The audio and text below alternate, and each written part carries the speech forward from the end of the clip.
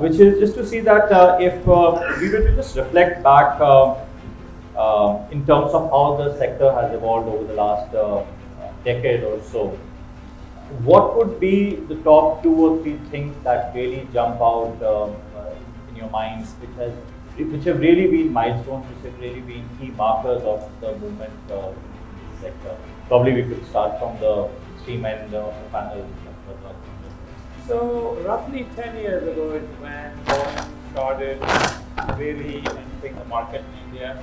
And if I think back in terms of what we were building in India back in 2009, it was not much. We had a lot of conversations with companies, and when we go and visit them, everybody was interested in manufacturing for aerospace, but they did not know many of the requirements. Aerospace manufacturing tends to be a lot more complicated because of the materials used, because of the expectation of the tolerance and the quality requirements of the industry. So between then and now, it has been a tremendous change. I think over the last few years, the growth of GDP, if you really see, is maximum contributed by the automobile industry. And I represent two-wheeler, and two-wheeler is fully made in India, designed in India, for the world. So everything is growing. In fact, we have beaten China in two-wheeler manufacturing and supply in the last 2 years, and that's the growth. And if the mobility of the nation is through the growth of two-wheelers and three-wheelers and four-wheelers, of course, that shows the growth of the GDP in the country itself. So we are expecting, if the Prime Minister is talking about $1 trillion of growth, $6 trillion growth, it definitely 40% or 50% is contributed by the automobile industry. And the growth is substantial in terms of the industry, in terms of the entire infrastructure across. The roads has improved because of the growth of the vehicle itself, and of course on the competence of the people involved in terms of the technical competences, and you name anything, it's available in India in terms of manufacturing, in terms of automobile, in terms of the service utilities. So the growth definitely is seen till now, and it's only a starting point because even the ratio of the people owning these vehicles are very, very low, and that's the maximum opportunity what we have for the growth further in India. Now, I would like to put it slightly in a different perspective than what the two other panelists have been talking. Most of us who are sitting here today are representing the manufacturing sector. And when we talk about manufacturing sector, it is very important to note that the manufacturing sector comprises of not the half a dozen top manufacturing companies, but I think it comprises of the remaining 92% or 95% of smaller manufacturers who have a very major role to play in making the country a top global manufacturing country. As Mr. Mishra did mention, what happened in the last 10 years? So let's talk about only the last 10 years. There is a big, thought process in the country that yes, if India can really come to the top in the global arena, it can be only manufacturing, and it will be only manufacturing. Because for 2-3 reasons, but we as a Indians are very skilled, our skill levels are very high, the technology may not be very high, but at the same time, we thought we did have the wherewithal. But unfortunately, if you look at it, did we reach to that level even today?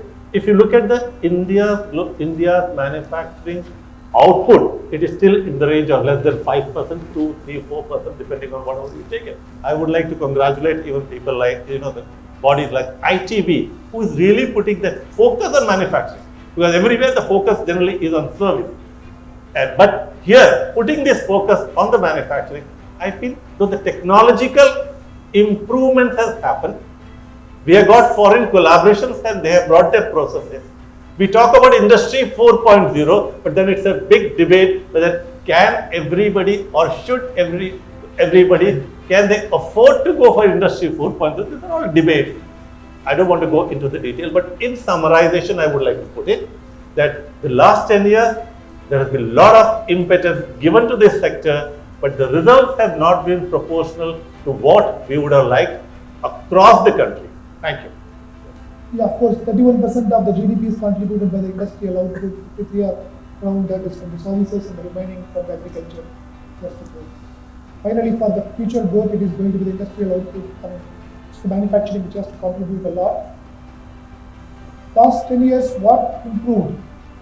To my mind, like starting from safety, I'll just go to the basics. Like I'll talk about safety, how it includes quality, delivery, and competitiveness. I just don't want to talk about cost. I'll just talk about the competitiveness. Because we are talking about an era where the impact of globalization. If we talk about Chennai, what happened the last 10 years? 10 years before that, we had the Fords and Hyundai's automotive sectors came in the manufacturing. And similarly, the same thing happened in Pune. A lot of globalization, global companies set up the shop.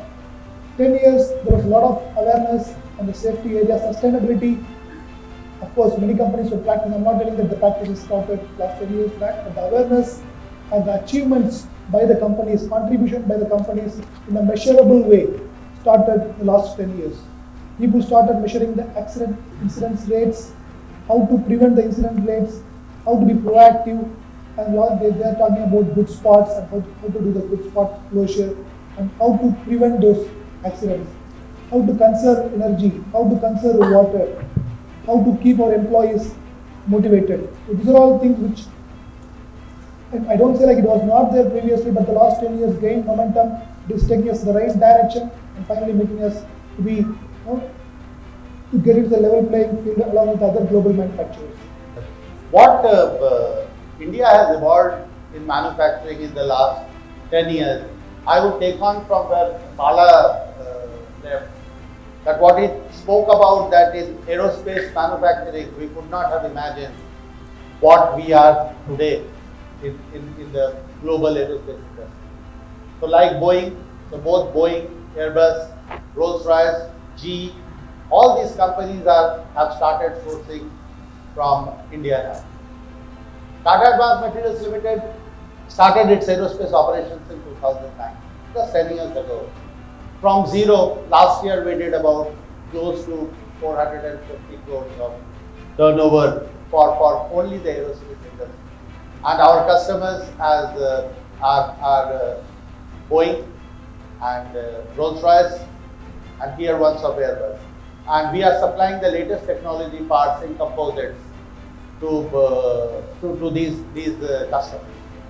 Now this is a technology which was started in India, I mean way back in NA, by NA. They are doing a lot of research.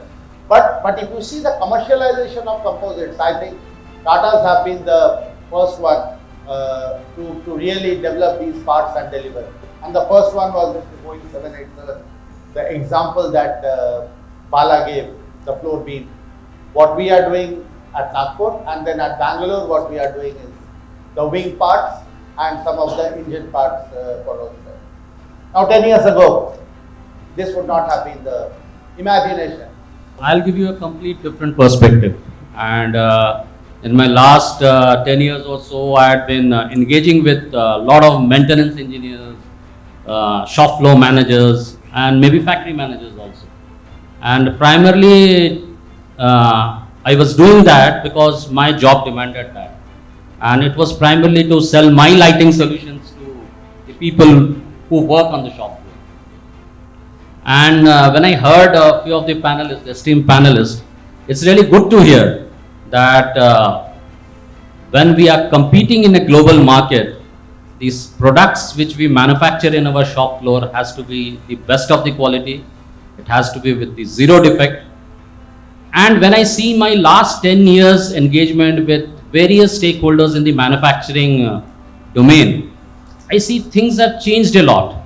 I'll give you an example from a lighting perspective primarily, because maybe 10 years back when we used to go and sell lighting, it was just a simple product. People were not bothered what should be the experience level for my people working in a shop floor. What should be the lighting level required to manufacture a best quality product with a zero defect? People used to use lighting just like that. And people used to replace lighting when it used to fail. And many a times when I used to go to shop floor with few of the maintenance guys, I used to see many of the lights are not burning.